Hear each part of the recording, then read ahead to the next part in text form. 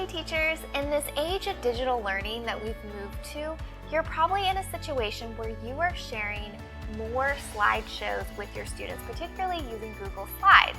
And you may be wondering, when you share these Google Slides presentations with your students, are your students really paying attention? Are they really interacting with the content? Well, today I want to share with you a tool that will engage your students with your Google Slides presentations and will ensure that they are interacting as you teach. And that tool is called Pear Deck.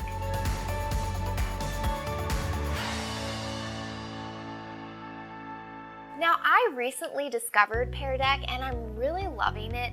It's super easy to use, it's super easy to create your slides, and I'm finding that students really love it too, and it's easy to track how your students are interacting with each of the slides. So let's go ahead and jump on my computer. I'm going to show you just the basics of how to set it up and use it, and how to use it during your presentations. Alright, I have just created a new Google Slides presentation and I am going to show you how to use Pear Deck to make this presentation interactive for your students, and you'll also be able to track whether your students are engaged with the lesson or not. So the first thing is you need to make sure that you have Pear Deck installed into your Google Slides. So to do that, you're going to click Add-ons and then Get Add-ons. Now, I already have it installed, so you'll see it here, but if it doesn't pop up for you straight away, in Search Apps, just type Pear Deck, and you'll see it come up. You'll click on it, and then, like I said, I already have it installed, but you'll just click on Install, and then it will ask you a few questions, very similar to if you download an app from the iTunes store. It's going to work very much the same way, so you'll just go ahead and install that on your computer. Now, once it's installed and you want to use it, you're just going to click Add-ons again, and you can see that I have it here. So I'm just going to click Open Pear Deck Add-on, and it might take a few seconds, but you will see this panel pop up over here on the side. Now, I am going to show you how to use some of these different options to make your presentation interactive. Now, the important thing to note when you're using Pear Deck, you can still add slides and themes and everything you normally would the exact same way. So let's say I'm starting this Declaration of Independence lesson and I want to create a question just to get my students thinking about the topic. So I can add a new slide here, and I can even change the theme on the slide. Let's see if we can find something fun. So let's do this one here. And I'm going to type, what holiday celebrates the Declaration of Independence? And now, instead of typing text here, actually I'm going to get rid of this. I am going to go back to Pear Deck and I am going to add a choice to this. So I just click on that option that says choice, and it's going to give you this here the first time you use it, multiple choice response preview. So it's going to show you how it's going to look on students' computers and in a classroom projector. Just click next, and this is where we're going to add in the different options. So I could say Christmas, Thanksgiving, 4th of July, and we'll add one other holiday, Valentine's Day. And I'm going to click Update Slide. Now, when you do this, you're not going to see the multiple choice responses here, but you're going to notice that this pops up here on the bottom. You do not want to touch this bar that pops up on the bottom. This is what makes the slide interactive, and I'll show you at the end of this video what it looks like in student view and everything. But know that if you change anything here, it's going to change the interactive components on the slide. Now, if you pull up the notes for the slide, you will see the multiple choice options that the students have, and it will tell you what exactly from Pear Deck is embedded on this slide. Now, it's important to note, If you decide you want to change one of the multiple choice options, if you change it down here in the notes, it's not going to change it up here. If you want to change something, you're going to need to click choice again, and you'll see the options come up, and then I can change this to Easter. But if I just go to the notes down here, it's not going to change that. So that's important to note. It's also important to note that you're not going to see the interactive component, so don't freak out if you don't see it straight away.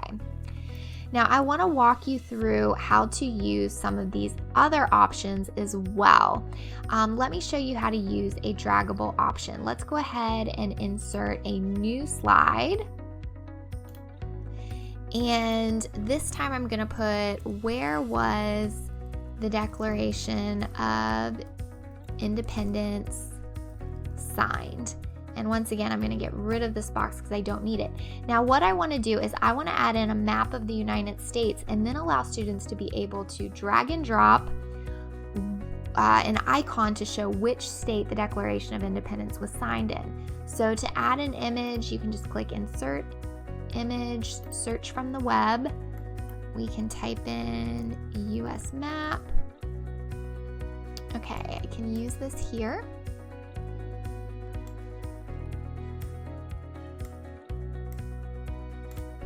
And now I'm going to click draggable, and this is going to add an interactive component to this map. Once again, it's just showing you what it's going to look like. Click next. Now for the draggable options, I can decide what I want the draggable to look like.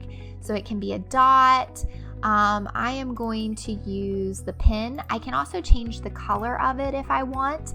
And if you want students to be able to interact with multiple parts of the map, we could also add more. So let's say I want students to mark which states were the original 13 colonies. I could add where they could drag pins to each of those states, but I'm just going to use one for this interactive. So I'm going to click Update Slide. And once again, you will notice that you don't necessarily see the interactive component right there on the slide, but this toolbar appeared at the bottom. Remember, you do not want to touch it. And if you ever want to check what's going on, you can just look in the notes and it will tell you what interactives are there.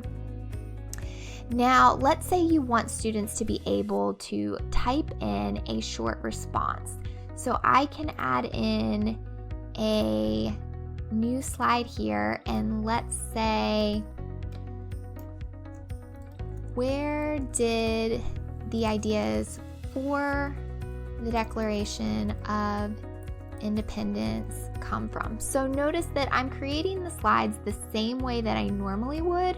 I'm just adding these interactive pieces to it. So I'm going to get rid of this, and let's say I want to add another picture here of a person thinking. So I could add this image here if I want, just to show students this is something for them to think about. And then let's go and add a text response. So click on that. And this, because you're not adding options or they're not dragging anything, you're really not going to need to add any other components to it.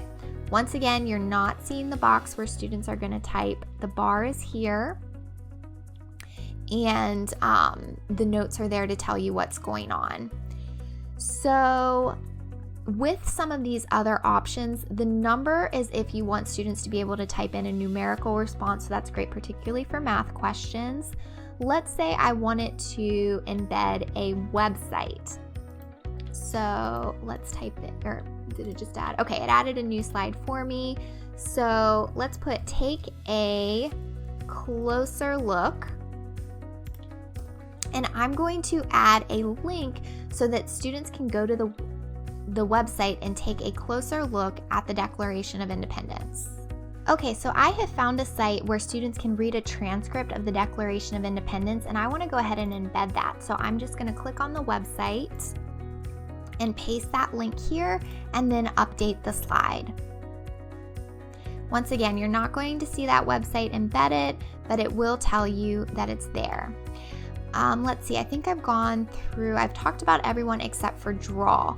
And the draw option, instead of giving students a box where they type an answer in, it's going to give students a box and they can draw an answer. So that's a fun tool as well. Now, I've showed you how you can add these different things into the slides that you create. I also want to show you that it comes with an entire template library. So if you need ideas or you're just short on time, it has a lot of slides here for you. So these are suggestions for the beginning of the lesson. So let's say I want to add this one in where it says draw or type 2 things you already know about today's topic. So I could add this in to the beginning of the lesson and just drag it where I want it to go. And let's say I just want students to draw. Know that anything here you can change. So I could take out the or type part. Let's see. We could use the thumbs up, thumbs down draggable and add that in. I'm going to add it after the map, and I'm going to say, did you get the answer right? And students can drag and drop to the thumbs up or thumbs down. So you can edit anything that's on these slides. You'll also see it's got good ideas for during the lessons, true, false, some really fun things that are already set up for you. And the end of the lesson, it's going to have some assessment and self-check things that you can add in as well. But there's a lot of great ideas.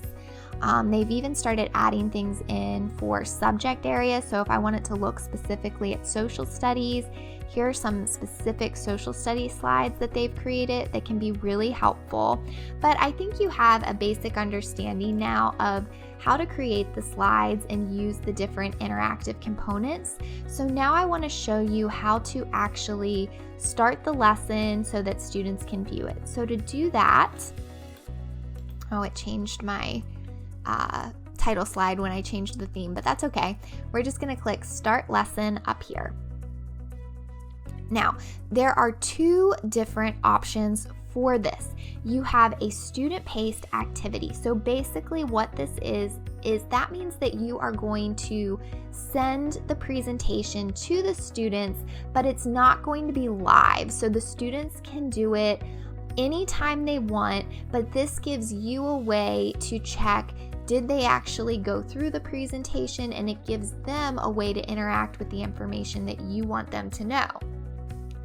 The second option is an instructor-paced activity. So this is if you are doing the presentation live with your students. So your students have it pulled up while you're teaching and everybody's working on it at the same time. I'm going to show you what it looks like as instructor-paced. So I'm going to click on that. And you need to be signed in to your Google account. And it will take a couple seconds to pull the presentation up. And when you do, you're going to notice it's going to tell you how your students can log into this presentation. So if you're doing this in a classroom setting, you're going to have this projected on the board. Your students are going to have their individual laptops or tablets, and they are going to go about connecting to this. Now I'm going to pull up another browser so I can show you what this looks like. But basically, students are just going to type in joinpd.com and then they're going to type in this code. So I'll show you what this looks like in another browser. Another browser pulled up, so I'm going to type in joinpd.com. And then I am just going to paste in that code. And once again, students are going to have to be logged into their Google account to be able to access it. They can answer this question or they can skip it. That always tends to pop up. But this is the student view. So I'll go back and forth between the teacher view and the student view, so that way you can see what everything looks like and how it works. Okay. So to go between the different slides, I'm just going to click the arrow here at the bottom. Now, on the teacher view, remember we had put in a multiple choice question here. We still can't see that. But if I pop over to the student view, those multiple choice options are there. And when I go back, you'll see that it showed that the student responded on their view. And when I go back over here to the teacher view, if I click on show responses, I'll be able to see what the students put in. So now we can move to the next slide, and this is where students could draw. So if we go back over here, you'll see they have colors and different drawing options. They can draw anything they want. And then if we go back to the teacher view, once again, we just click show responses, and you can look at this in different ways. I have it in a list layout, so if I had multiple students in this class, I could scroll through and see what each of their slides look like. You can also do a grid layout where it would show you in a grid what everything looked like, or an overlaid layout where it's going to stack answers on top of each other, which for this particular type of question, either the list or grid view is going to be best. Okay, this was our drag and drop, so let's see what it looks like for the students. It just says students drag the icon, so they can drag it wherever they want. Go back to teacher view. Once again, you can see the responses. Now with a drag and drop, the overlaid one works best because then it's going to let you see where each student dragged and dropped their icon. This was another drag and drop type, so we won't go back to student view for this one. This was the short response, so I'll show you what it looked like for the students. They would just type the answer here, and they can even add multiple responses to it. And we can show responses. Once again, you can see them in a list view or a grid view. And then this was our embedded link. So as you can see, the website is actually embedded right there for the students. They don't have to click on anything. They can just scroll through and actually read the Declaration of Independence. So hopefully by now you have a good idea of how Pear Deck works. Whenever you're finished with your presentation, you're just going to click End. And you can either choose to save it by naming it or just end the session without naming. If you save it, it will save your students' responses. Now, if you found this tutorial to be helpful, go ahead and give a big thumbs up below so that way I know that you liked it and I know that you're going to be using Pear Deck with your students. And then make sure you subscribe to this channel because I am uploading new videos all the time about how to use technology and digital resources and activities for the home and the classroom, and I don't want you to miss out on any of those. So until next time, happy teaching.